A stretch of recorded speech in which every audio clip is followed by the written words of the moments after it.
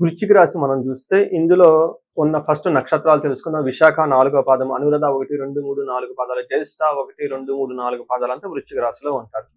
పేరు బలం చూస్తే చాలా పాపులర్ అయిన పేర్లు మాత్రం ఇందులో వీళ్ళకి ఉంటాయండి. ఇందులో తో, నా, నీ, ను, నేను, యా, ఈ, యు అన్న అక్షరాలంతా కూడా మనకి వృశ్చిక రాశిలో ఉంటాయని గమనించాలి. మనకి ఈ ముందుగా చెప్పుకునే విధంగా 4 గ్రహాలు మారటంతో సూర్యుడు, బుధుడు, కుజుడు, శుక్రుడు మారటంతో ఈ యొక్క మంత్ ఎలా ఉంటుందో మనకు మహర్షులు సూక్ష్మ గోచారం, లఘు గోచారం అన్న ఒక కాన్సెప్ట్ లో చిన్న చిన్న వర్డ్స్ లో ఎక్స్ప్లెయిన్ చేయడం జరుగుతూ ఉంటుంది. అది టోటల్ గా న్యూస్ లో హైలైట్స్ లాగా. అది చూస్తే ఇందులో సూర్యుడికి 6వ స్థానంలో ఉండటంతో శత్రు నాశాంత అని చెప్తూ ఉంటారు. అంటే శత్రువులు అనేవాళ్ళు ఎవరూ లేకుండా వెళ్ళిపోతూ ఉంటారు. తీర్థయాత్రలు చేసేవాళ్ళు అవకాశం ఎక్కువగా ఉంటుంది. కుజుని వల్ల వీళ్ళకి ధన సంపదలు వచ్చే అవకాశం ఎక్కువ ఉంటుంది. ఇంతే కాకుండా వీటితో పాటుగా సంపదలు శుక్రుడు తీసుకుని వస్తూ ఉంటే విరోధము అంటే మీకు ఆటంకాలు కలిగించే వాళ్ళు, మిమ్మల్ని వ్యతిరేకించే వాళ్ళు, మిమ్మల్ని ప్రతిఘటించే వాళ్ళు కూడా ఉంటారని ఈ యొక్క సూక్ష్మ గోచారం ద్వారా, లఘు గోచారం ద్వారా మనం తెలుసుకోవచ్చు. ఇప్పుడు ఇండివిజువల్గా ఒక్కొక్క గ్రహం ఎలా ఉందో మనం చూద్దాం. అందులో భాగంగా సూర్యుడు వీళ్ళకి 6వ స్థానంలో ఉండి 7వ స్థానానికి మూవ్ అవటంతో ఫస్ట్ 15 days చాలా బాగుంటుంది. శత్రువులు అనే వాళ్ళు ఎవరు ఉండరు. మీరు తలపెట్టిన పనులన్నీ చక్కగా అవుతూ ఉంటాయి.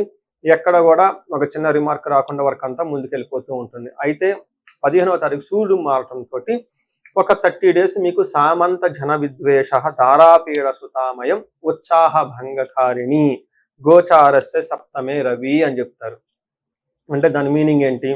సామంత జన విద్వేష, మీ కింద పనిచేసే వాళ్ళు ఎవరైనా ఎంప్లాయీస్ లేదంటే సబార్డినేట్స్ ఉంటే మిమ్మల్ని ద్వేషించి మీ మీద నెగిటివ్ కంప్లైంట్స్ పెట్టే అవకాశం ఉంటుంది.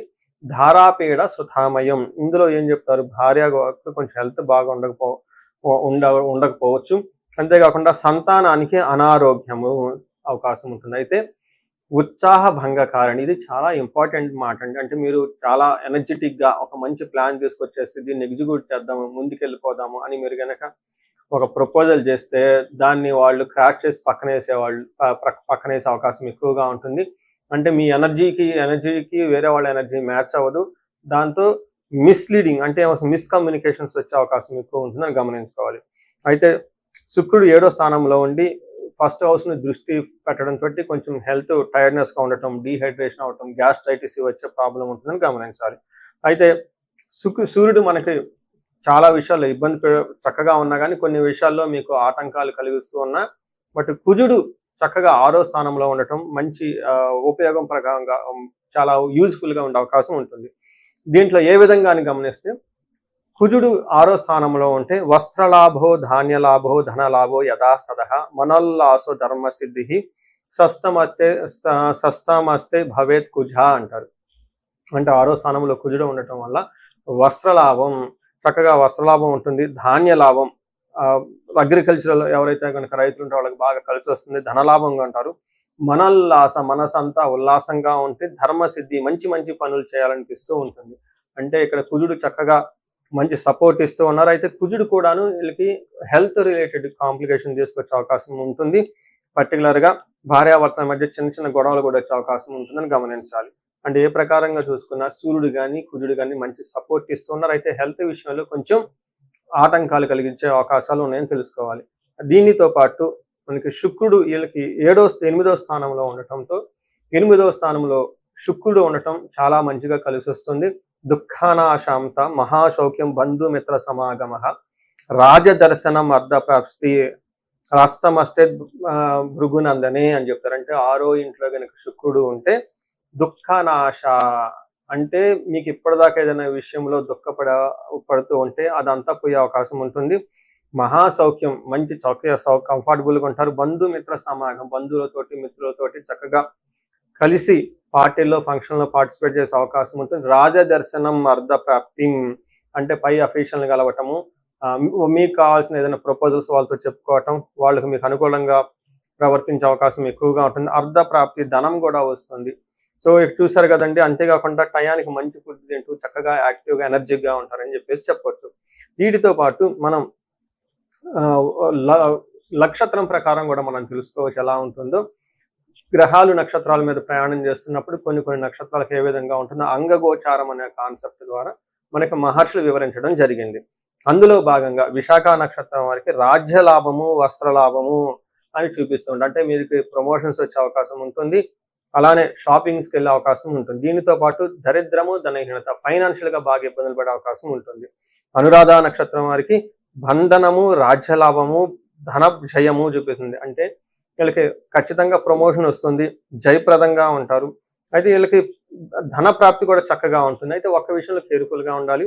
వీళ్ళకి రోగము, బంధనము చూపిస్తూ ఉంటుంది. ఇక్కడ రోగం అంటే హెల్త్ అందరికీ తెలిసింది. అయితే ఇక్కడ బంధనం అంటే ఏంటంటే చాలా మందికి ఎన్ఆర్ఐలు ఉంటారు. వాళ్ళు ఇండియా వచ్చేద్దామా, అక్కడే జాబ్లో వచ్చేద్దామా, లేదంటే అక్కడ జాబ్లో మేము ఆల్రెడీ ఒక జాబ్లో ఉన్నాము, ఇంకో జాబ్ మారాలనుకుంటున్నారు, జాబ్ సరిగా లేదు, అసలు మనకి జాబ్ సరిగా లేదు కాబట్టి ఆల్టర్నేట్గా బిజినెస్ చేద్దాం, ఇలా రకరకాల థాట్స్తో ఎక్కువగా కన్ఫ్యూజన్లు అయ్యే ఉండే అవకాశం ఉంటుంది. అది కొంచెం సబ్జెక్ట్ మ్యాటర్స్ ఎక్స్పర్ట్ తీసుకోవటం, ఒకసారి మీ హారోస్కోప్ చెక్ చేయించుకొని మీ హారోస్కోప్కి తగిన విధంగా ఎలా ఉంటుందో చూపించుకోవడం చాలా ఇంపార్టెంట్. ఈ రాశి వాళ్ళకి, వృశ్చిక రాశి వాళ్ళకి మీరు గమనిస్తే అష్టమంలో గురువు ఉండటం వల్ల కొంచెం ఉద్యోగంలో ఇబ్బందులు పడుతూ ఉన్నారు చాలా మంది. ఒకసారి ఇండివిజువల్గా మీ హారోస్కోప్ చెక్ చేసుకొని ఆ హారోస్కోప్ ద్వారా ఏముంది మీ హారోస్కోప్లో అని తెలుసుకొని తద్వారా ముందుకెళ్తే చాలా బాగుంటుంది. అలాగే అనురాధ నక్షత్రం వాళ్ళకి బంధనము, రాజ్యలాభము, జయము, ధన ప్రాప్తి కూడా ఉంది, చక్కగా బాగుంటుంది. జ్యేష్ఠ నక్షత్రం వాళ్ళకి రాజ్యలాభము, జయము, ధన ప్రాప్తి ఉంటుంది. అలానే రోగము, బంధనము చూపిస్తుంటుంది. అంటే మీకు టోటల్గా కొంచెం హెల్త్ కాంప్లికేషన్స్ ఉండటంతో అలానే వేరే వేరే కారణాల చేత మీరు ఒక స్ట్రక్ అయిపోంటారు, ఒక కన్ఫ్యూజ్డ్ అయిన స్థితిలో ఉంటారు, ఎలా ఉంటే బాగుంటుంది అనేది. ఇలా వాటి విషయంలో ఒకసారి మీరు హారోస్కోప్ చెక్ చేయించుకుంటే చాలా బాగుంటుంది. మీ హారోస్కోప్లో ఏంటి మీ స్ట్రెంగ్త్ అనేది చూపించుకోవడం చాలా చాలా ఇంపార్టెంట్. సో ఇవి కాకుండా విశాఖ నక్షత్రం వారికి పర్టికులర్గా శతభిష నక్షత్రం తరపున రాహు ఉండటంతో కొంచెం మానసిక ఆందోళన ఎక్కువ ఉంటాయని గమనించుకోవాలి. సో చూశారు కదండి, ఏ గ్రహం ఎంత అనుకూలంగా ఉంది, ఎంత ప్రతికూలంగా ఉంది తెలుసుకున్నారు కదా. టోటల్గా చూస్తే కొంచెం మిక్స్డ్గా ఉంది, కొన్ని విషయాల్లో బాగుంది, కొన్ని విషయాల్లో కొంచెం ఇబ్బంది పెడుతూ ఉంది అని మనం తెలుసుకున్నాం. పర్టికులర్గా కుజుడు, శుక్రుడు, సూర్యుడు బాగా అనుకూలంగా ఉన్నారు. అంటే ఒక రకం పర్సెంటేజ్లో చెప్పాలంటే ఒక 70% వరకు బాగుందని తెలుసుకున్నారు. మనం చెప్పుకోవచ్చు ఒక 30% కొంచెం ఇబ్బందులు ఉందని తెలుసుకోవచ్చు.